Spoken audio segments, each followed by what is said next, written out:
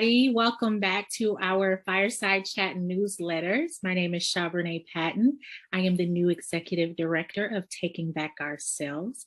I have a very, very special individual with me on today, founder of Taking Back Ourselves, clinical director of Taking Back Ourselves, none other than the lovely Mikele Rauch. How are you today, my love?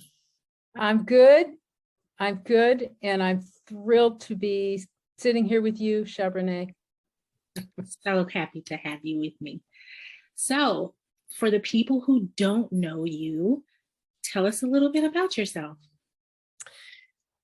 Well, I have been a trauma therapist for ever, and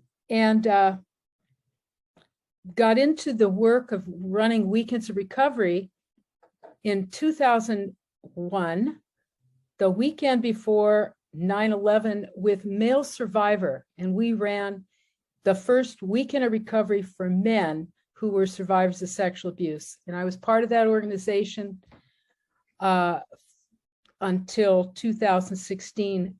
And during that time, came to understand that what we were doing with the men, which was groundbreaking, there was nothing like that for women. I had assumed, even though I was a clinician and worked with survivors my entire profession, I really didn't think that there was so little offered to women where they could safely be themselves and where they could safely and powerfully be not just victims, right, but real community of empowered women. So in 2016, we became a 501c3. Actually, it was about a year and a half later, but we started running weekends for women. And the concept of taking back ourselves was critical to this. Taking back ourselves, because women give so much away. And yes, in this time when we are really talking about non-binary and all the ways in which there's that long arc between male and female and whatever, this is something that we still have to pay attention to. we do. Because in the end, women really bear the brunt of taking care of others. So true. So very true. So yeah, that's what got me started. I could go on and on, but I love it. That's the initial.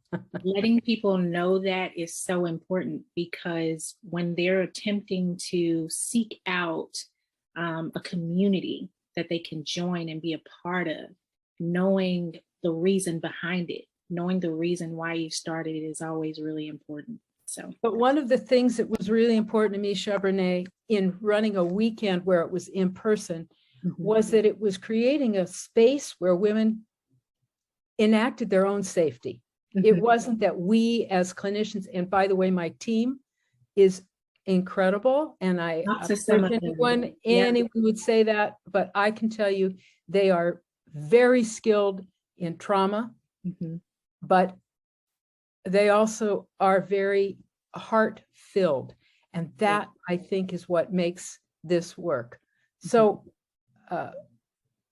besides doing music and art and somatic work and and small groups, and really the most important thing we do is inaugurate that atmosphere of safety. Awesome. And that is what is remarkable and amazing about what happens when women actually feel empowered to be completely themselves, where they don't have to edit, they don't have to use the correct terminology, right. They don't have to use some of the typical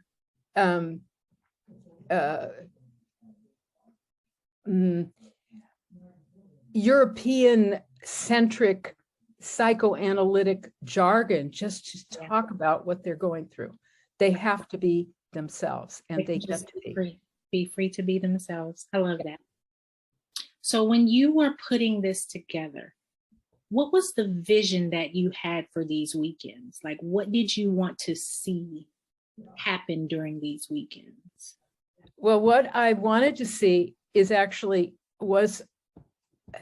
came to fruition even beyond my expectations. What I personally wanted was to see women feel, first of all, that they weren't alone, and that they had community, and that they had a voice, and that they could use it. I've said to some people, and some people are really frightened to hear this, but I say, recovery is activism in itself. It's an act of activism just by the fact that you claim your right to be on the planet and to speak the truth of what you've experienced, and not just as a victim, and not just that's your only identity. It's I am who I am. Right. And now I'm in an active journey, but I'm not alone. Yeah, that's amazing. I love that. What's your favorite part of the weekends of recovery?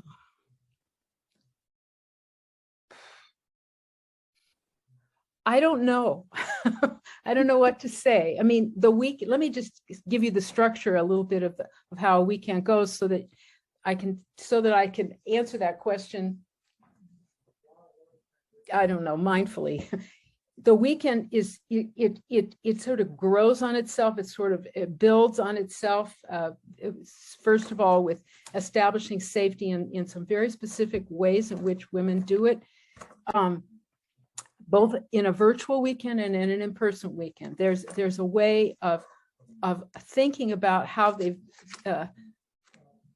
took care of themselves in the past that weren't so helpful, and what they might do already, even now, and what they wish they could feel or experience.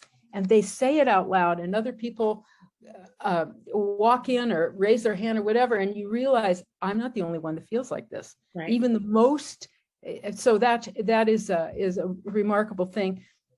That we grow into, we do a lot of mindfulness stuff. We do, we use, and sometimes it really depends on who's on the team, what we're doing. We use Qigong. We definitely do authentic movement, which is a way of enacting in your body what you're feeling at the time, and other people connect with you on that. We do a lot of shame busting, trying to bust all the ways in which we have been programmed as survivors to think about ourselves just because of what has happened. We do that with music, with movement, with art. There's always a big art project, and we do it in small groups, which is also a very important part of the weekend. I think that's so important because it gives everybody the opportunity to be seen. Like, you're not in a big, large group to where you're kind of drifting out of. No, even the interviews, we interview each person who applies at length. We interview them at length so that they already have a sense of what's in store. Right. And some of the women have said to me that even with the way in which we ask the questions and the questions we ask and how we connect is different than anything they've ever experienced in therapy. Yeah. So they're already ready. And then we take all this information and we put that, we consider that when we put people into small groups so that people are going to feel they have the right group with them to do the kind of work they need to do. It's amazing. Love it. If you could give one. Go ahead. My favorite part of the weekend, I don't know what to say. I don't know what to say. I mean, they're wonderful. And at the end, we also are aware that women can't leave all gooey and, Right. as open as they've been. They have to be prepared to go back with some of the tools they've gotten to go back to their lives, which sometimes are not safe, sometimes are actually precarious. So they have to have some tools when they leave. And so I don't know what my favorite part of the weekend is, because it is a witnessing of where people are in the beginning and where they are at the end, and to see how they are transforming. And it isn't because of the brilliance of the clinicians, it's because of them, it's because of one another. That is where the growth is going on. Yeah, that's amazing. I'm so excited about it. All right. So if you could give one piece of encouragement to a new participant, someone who may be on the fence about coming to one of these weekends, or even attempting to come to one of these weekends, what would you tell them? I would tell them to take the risk, to take all their considerations with them, and to ask a lot of questions, and to let the experience prove itself to them, so that they know that, so they know that they're the ones with the freedom and the agency. Right. And so I would say, take the risk. Take the risk. Yeah. What have you got to lose? We offer big scholarships. And we encourage you to contact us in advance if you have questions, and to absolutely feel free in a way that maybe you don't even feel free with your own therapist. Yeah. Or certainly in your life. Do whatever it takes, but take this risk, because it's worth it. Of course, I'm biased. But I would say that would be the biggest thing I would say. Take the risk. Don't be afraid to be afraid. Yeah. You're not alone, and you're not alone. Yeah. And that's a big part of this, letting them know that they are not alone. Absolutely. Yeah, I agree with you. Well, that is really all I had for you today, my love. I'm so happy you could join me. And I'm so glad our new visitors and everyone who will be seeing these amazing interviews will be able to see your heart and just see what I've seen from you over the last couple of months. Like, it's so important and it's so amazing. So I'm so thankful you could be with me. Well, and I'm thankful that you're on board, Shabranae. I think that Taking Back Ourselves is off to skyrocketing right now. So thank you so much, and thank you for giving me the time. Okay. All right. We'll see you guys next time. Bye.